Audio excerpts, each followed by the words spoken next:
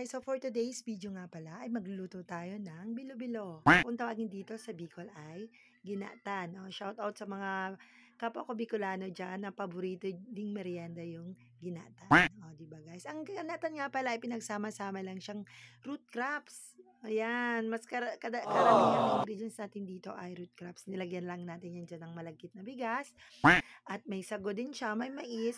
Sayang nga wala akong nakuhang langka kanina sa palengke kasi mas masarap sana kung may langka yan. Pero okay na yan guys, masarap pa rin kahit walang langka.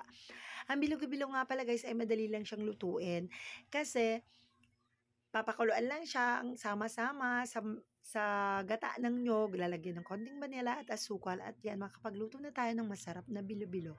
Yan nga pala guys, nagbabalat na rin ako dyan ng ating ube na siyang magbibigay ng twist dito sa ating bilo-bilo kasi talaga guys, ang lagkit-lagkit niyan. Kakaiba siya sa ibang ube, doon sa mga purple ube, mas masarap itong ating sinawa kung tawagin dito sa Bicol.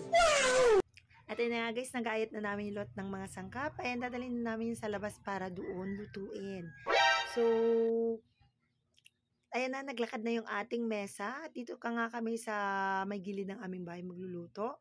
Kasi kung nakita nyo guys, talaga yung ating kaldero. Ang kaldero nga pala natin ay kaya daw magsaing dyan ng 25 kilos na bigas. O, diba? Ganyan kalaki yung kaldero. Nilagay na natin yung mga sangkap. Dyan yung mais, yung ube, yung sago. Diba? At yung ating bilo-bilo, nalagyan natin ang tatlong kulay para naman may twist siya at katakam-takam tingnan. O, diba? Kahit talaga sa pagkain, ang landi-landi rin talaga ni Carmen. Siyempre, uli natin nilagay dyan yung ating kamote kasi madali siyang madurog.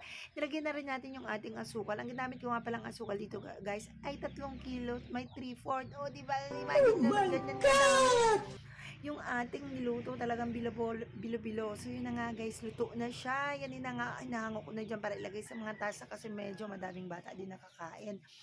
Yan nga pala guys, yung araw ng aming papasyon, kung tawagin dito sa Bicol ay Passion Bicol. Taon-taon yung ginagawa namin ni Ben tuwing mahal na araw. Panata na namin yan sa aming pamilya. O, diba? Shout out sa mga Bicolano dyan, nakakaalam din kung ano yung papasyon. O, di ba? Kaya medyo madami talaga yung ating niluto kasi madami nga tayong kakain. Kaninang tanghali, nagsimula yung ating papasyon kaninang madaling araw at matatapos siya ngayong hapon. So, pagkatapos namin kumain ng tanghalian, kaya nagmadali din kayo mag-luto ng bilo-bilo. O, di ba sabi ko, i-video ko na rin kasi sayang naman para naman may share ko din sa inyo yung aming masarap na merienda dito. O, tayo na nga guys, ready na para magsikain sila. Naglagay na lang ako dyan ng malaking planggana para dyan na lang sila kukuha in case na gusto pa nila. Dito naman sa pagkain natin guys, kahit simple naman yung ating bilo-bilo, alam ko namang masasarapan din sila at talagang ma-enjoy din nila yung pagkain kasi kahit kami dito sa probinsya, bihira din kami magluto niyan.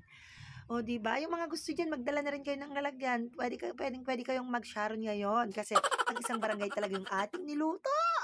Thank you for watching guys. Bye!